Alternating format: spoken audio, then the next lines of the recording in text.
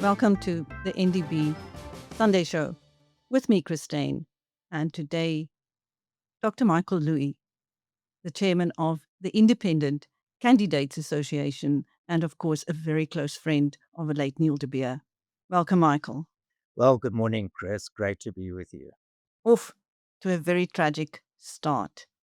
The assassination of Witness D, Marius Vlam van der Merwe, who delivered such damning evidence at the Madlanga Commission and who was also on a mission to expose state officials involved in illegal mining, shot by an AK-47 wielding hitman in front of his family.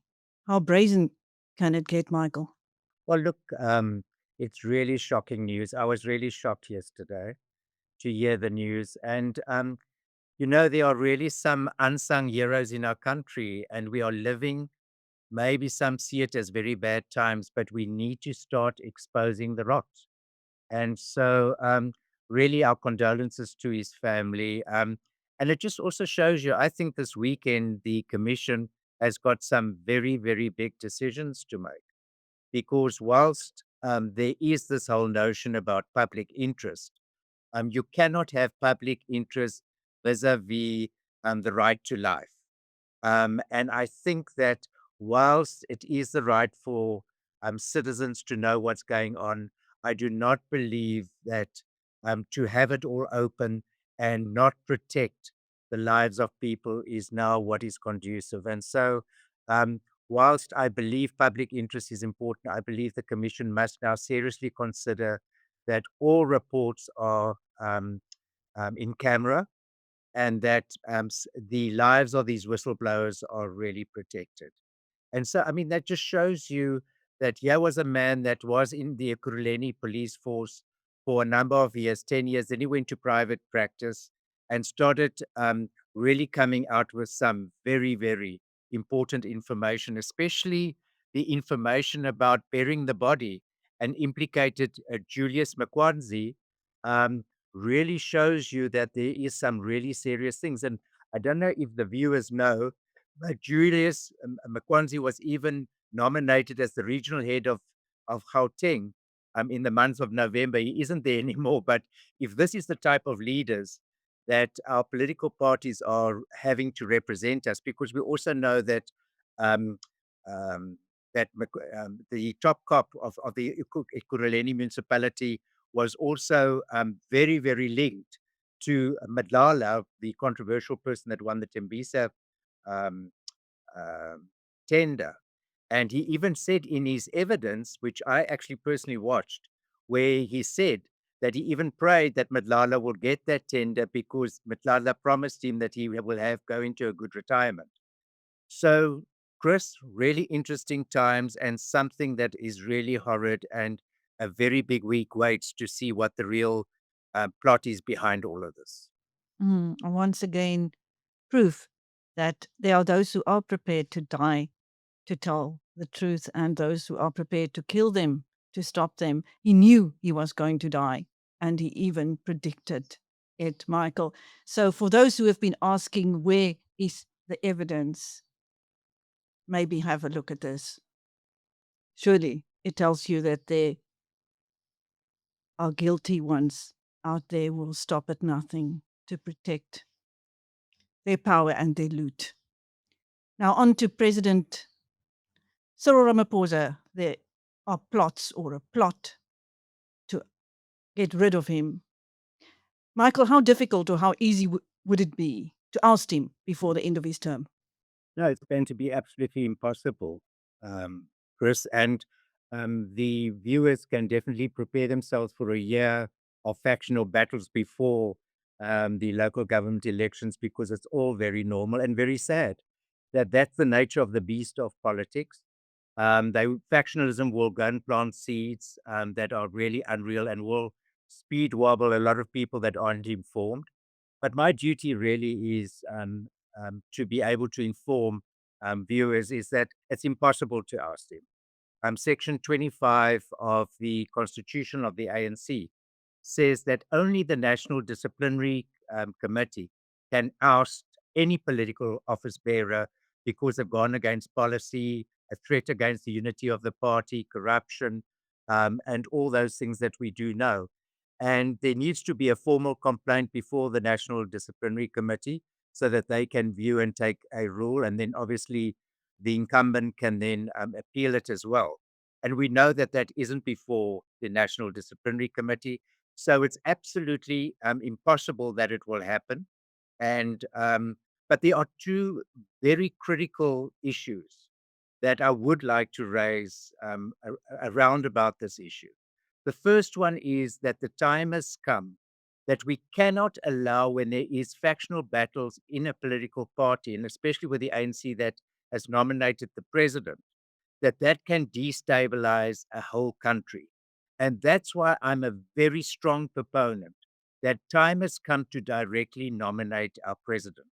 It can only happen by a constitutional change, but I believe that that will stabilize the country because we cannot allow ourselves to be um, s- destabilized because of internal factions of a political party. Then the second thing is that I think we must watch very, very closely, even although the National Committee is sitting this week. But the most important election is the national election that's going to take place in 2027 to nominate the new leader for the ANC. Now, why that's important? Because we know that Cyril is not going to put up his hand, or he can't put up his hand for another term. So, whoever the incumbent president is, precedent is within the ambit of the ANC that the president of a political party or the ANC will be the president of the country, which means that from 2027 to our next elections, 2029, it's going to be very, very interesting times because we've got a coalition government. And say, for instance, the faction of Paul Mashatile wins to win the presidency, I'll put all my money on it that the coalition government will, at the moment, the GNU, will not support Paul Mashatile. And at the end of the day, we've got a parliamentary presidential system or parliamentary system where parliament nominates the president. So whoever the political party nominates doesn't mean that that's going to be the president. And the coalition government or the GNU will not nominate and support Paul Mashatile. So it's going to be very interesting times. And the way I see it, and that it could happen, is that from the years 2027 to 2029, we could have a multi-party government where an outsider comes as president to stabilize the country, because I do not see any of the current leaders that are there at the moment of political parties becoming the president of the country, nor do I see any of them voting for each other to become president. So I think it's two very interesting things for us to watch in the coming number of years, Chris. Michael, do you have your bets on a particular outsider? I haven't actually, I really, what I do know is that people don't like Cyril Ramaphosa. And I do believe that for the moment, he's still the best man for the job. I can't see anybody replacing him really that has got his experience and things. But um, I've also, in my experience, know come the time, come the man. And I believe there's definitely somebody that will stand up and get the vision and the dreams and the hopes of our nation again. Mm. So, are you saying that the presidential coup plotters, allegedly in cahoots with former President Jacob Zuma, are wasting their time? Oh, for definite. I'll put all my money on that. Um, it's what we would term a foofy. It's not going to happen, and it can't happen. So all the speculation is absolutely dead in the water from the start. Where do you see the South African government and the country now after the G20, Michael, and the position of the GNU in particular? No, I think it's interesting. I think we were very blessed and honored to host the G20. And I think that the reports of what happened there is absolutely outstanding. And I think that they did come to a resolve of an agreement is outstanding. But I'm very much a proponent of substance over form.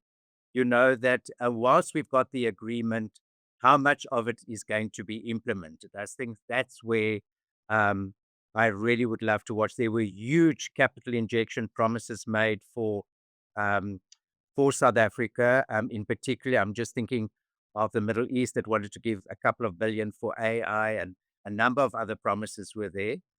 So it will be very interesting, and I do believe that the result of what the president, when he had that meeting with us as South Africans, he said everybody was impressed with the people. Well, we know that we've got the most outstanding people, the most outstanding country, but that's not what we're wanting to hear. We're wanting to see us move forward.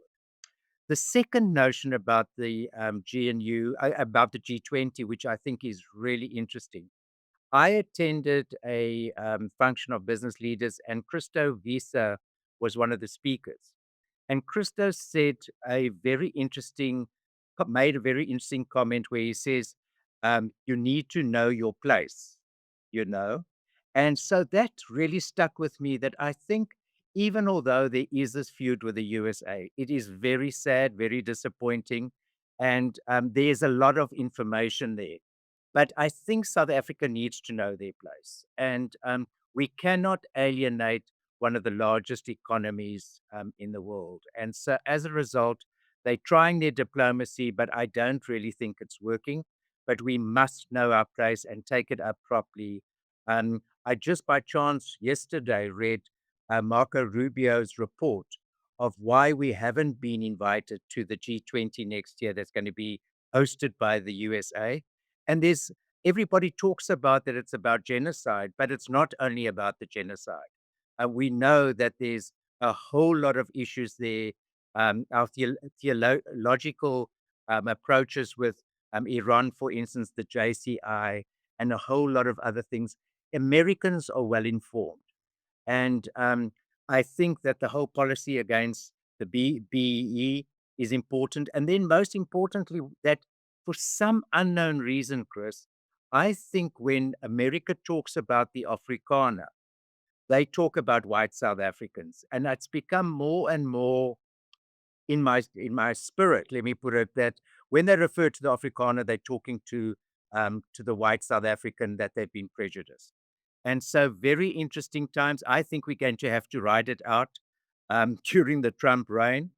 But I don't think it's all wasted energy by America. I think that there's a lot of constructive comments, and we as South Africans need to hear it as hard as what it is and see what we're going to do with the information. Now, President Cyril Ramaphosa is not the only political leader some people would like to get rid of. There is also John Steenhuisen, the leader of the Democratic Alliance. Some people feel his performance has been lamentable and the party has lost a great deal of credibility. How do you see that going forward, playing out, Michael? Well, look, they've got the elective conference next year. And, when it comes to leadership of a party, it's again all factionalism. And so it's interesting that I think um, that John has made some strides with the DA. There's definitely been growth with the DA, but there's a lot of reasons for that. But I believe that unfortunately, John Steenhuisen won't pass the muster of the next election as leader for a lot of reasons. He denies a lot of the allegations against him. But I'm not a person that really wants to get politically involved and talk about the person or the character as much as what I believe that we need a strong opposition. We need good leadership. And right now in the DA, unfortunately, I also don't see a natural leader coming up. I think the only person that could be there is our mayor, Gordon Hill Lewis. But I think he's well suited for the premiership. I do know that Alan Winde is not going to make himself available for premier at the next election.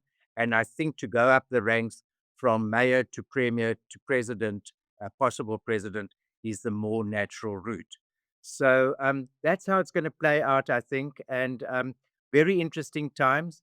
But I think the GNU is going to be safe till the 2027 elections of the ANC. I don't think anything, or let's all pray that it is safe, that we can have a consistent government until 2027 when the ANC nominates their new president.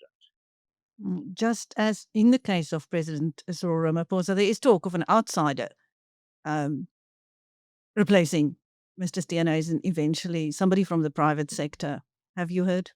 There is that speculation, but personally, I think it's very difficult in a political party to bring an outsider. We've seen it happen that it doesn't really work because of the values, the language, and I think you need to be inculcated with a culture. Um, I know, for instance, and I think with Trump, you would have seen to bring an outsider that's never been in government to understand government, the political system. The political system is a unique system. I've been both in that system and in private sector, and I can tell you they're totally different. Um, just as a joke, I think with the political system, you have to go with an armored vest every day um, to work, and your enemy is not your opposition. Your enemy is sitting in your own home and in your own house, and I think that's really difficult for an outsider to understand. Now, Michael, you've been fighting a long and hard and vociferous battle for electoral reform.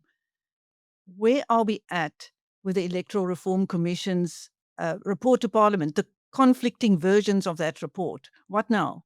Well, Chris, the big thing is we've been talking about political leadership and we've been talking about the ousting of Cyril. And my synopsis is that the real problem in this country is not our political leaders, but it's the system that we're involved in. And that's why, correctly, that I've been involved for 6 years in trying to change the system, but also because I'm a lawyer, I'm a constitutionalist, and law and order and respect for justice is one of the most important things for the safeguarding of a country. Now, in our political dispensation in 1996, when we had our constitution, it was always a transitional arrangement, our electoral system. So we always knew it wasn't a perfect system. And then we had number of commissions, the Van Slabbert Commission, we had the Pregs Commission, and then we had the Mashlanta report, then we had the Zondo Commission. Everyone without fail said we must change our electoral system to have more accountability. But now it's been going on for 30 years that we have not changed our electoral system. And that caused civil society to stand together to fight the electoral system because we knew the politicians have got too much power. They were not going to do it on their own. So we had to go to the court. And that court was 6 years because you have to go from the High Court, then to another High Court, then get permission to go to the Con Court, then Con Court battles. But gracefully, we won that our Electoral Act was unconstitutional and that we must revive our Electoral Act. So we as civil society must do everything to push through because the saddest thing has just happened that in the Electoral Act, the new one that was passed 2 years ago in 2023, um, the parliamentarians knew that the new Electoral Act didn't go far enough. And that's why they appointed an electoral panel to take a year to come up with a report to the minister and then to Parliament of how can we have a perfect electoral system. Chris, guess what happened? The panel worked for a year, and we were all as civil organizations. Personally, the civil organizations that I lead, we submitted 6 different reports with 4 different senior council advisors of all the legalities of how the system must look like and why it must look like it does look like. And can you believe it? In October, the electoral panel came out with a divided report. In the past, there was always a majority and a minority report. This time, it even went one step worse. The chairman of the panel lodged what they called an original report. And then another faction within the panel came with an adjacent report. And so there's no unity in it. And even although the basis and the background of the 2 reports are the same, the recommendations are vastly, vastly different. And the original report comes in and says, we've heard what the public and civil society has said, that we want more accountability and we want our representatives to be closer to the people. And so they've made 2 options to sort of support that.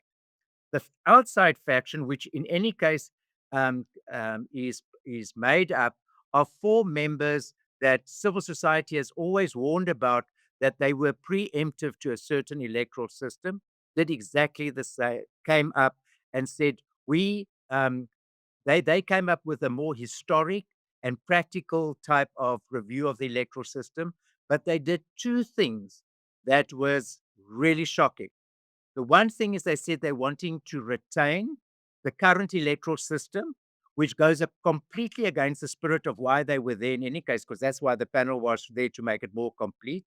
And then secondly, they brought in thresholds, where they said that thresholds need to come into the political system. Now, thresholds is very much ousting minority parties and independent candidates.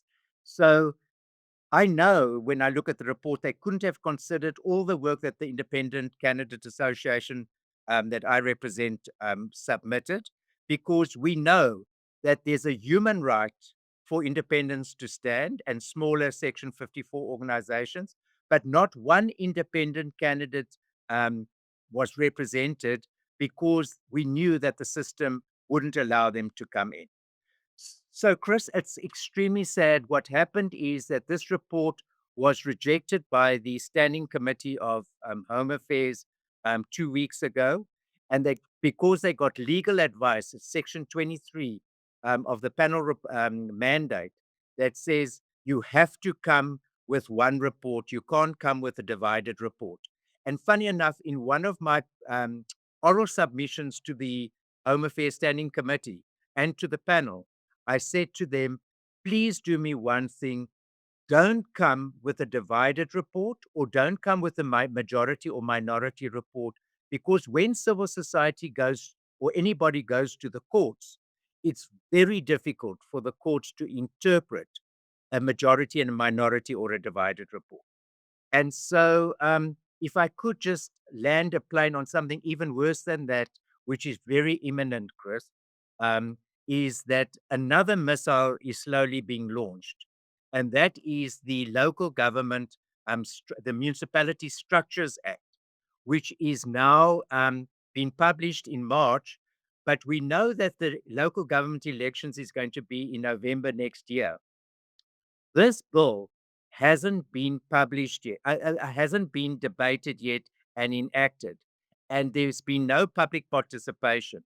And the problem with this bill says that for anybody to qualify on local government must have between 1 and 3% threshold, which means, again, that independents that have always been allowed to stand at local government election, or Section 54 organizations that are where we've always said the all the private sector, the churches, and all of them must come together to manage a town.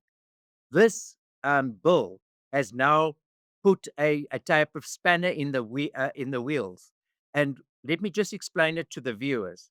For instance, if if the threshold for a municipality is 10,000 votes, and a civil organization or independent gets 9,999 votes, they will not qualify to stand for office.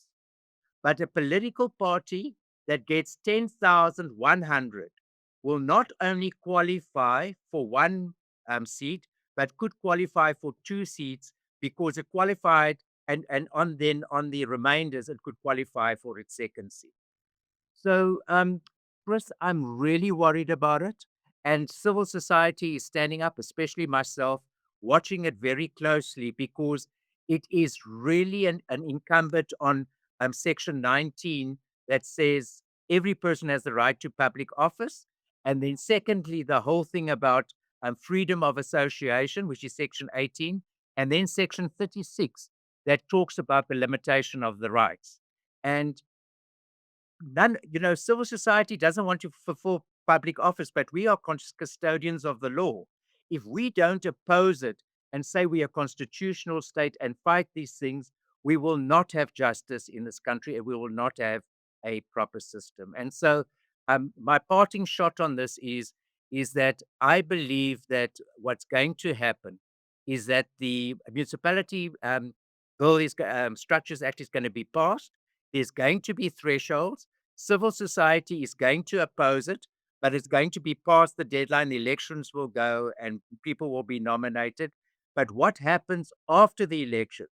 That the court finds that this bill is unconstitutional. What happens to all those seats and the reorganization of people that got into office, not office, and it will be total chaos. So I think it's something that we need to watch closely and that the parliamentarians are very vigilant to understand that civil society will not stand back to make sure that justice is held. Michael, you probably saw just recently an independent representing a group of independents took a ward, municipal ward of the African National Congress. So if this bill became law, that's not going to be happening very easily, is it? Well, it could. Look, the independent will always still stand, but he has to make the threshold.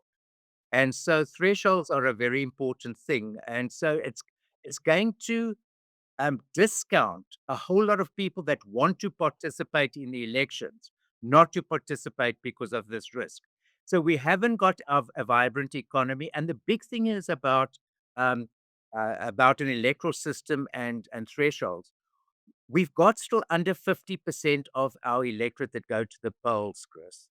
We cannot have a vibrant democracy if we do not get voters turning out to vote. And these type of thresholds, these type of um, regulatory stuff is an incumbent and a nail in a coffin for a vibrant democracy and allowing great citizens, educated, and a active civilry to be part of the system. Lastly, Michael, Neil de Beer, the late Neil de Beer, he sadly passed away before the start of the Madlanga Commission and the ad hoc committee in Parliament. So he has not been here to hear the evidence of police and political capture. What do you think he would have said? Well, he would have said it in his way, a couple of things, and I was very blessed to really be very close to him. And I've never ever seen an individual that just was one civil activist that turned into a major giant. And I just learned so much from him. And the big thing is, I think he would have firstly called it dis circus. As you know, he always there's missiles, and he would have said it and really been disgusted. In what is happening. But he would have done what I'm doing is to motivate every single individual in this country to stand up. And really, Chris, that is his heart, and that's what I'm doing. We need to get the private sector, we need to get the churches, we need to get every individual to really stand up and be custodians of this country. We have a great country. We totally believe in it, and we need to get our pride back. And so, I personally have never ever attended so many meetings or facilitated so many meetings where individuals are coming up and saying, how can we stand up and be part to save this country? And that's positive. And so I think that would have made Neil's heart um, really be overflowing. And that's really what I'd love to see us get again, Chris, is to be proud of our nation. Proud, proud, proud. Proud of where we are and proud of where we're on our way to. Indeed. Thank you. That was Dr. Michael Louis on the NdB Sunday Show, so named in honor of his great friend Neil de Beer, with me, Chris Steyn. Thank you, Michael. Thank you, Chris, and a blessed Christmas and festive time to you, Biz News, and all the viewers. God bless. Thank you, Michael.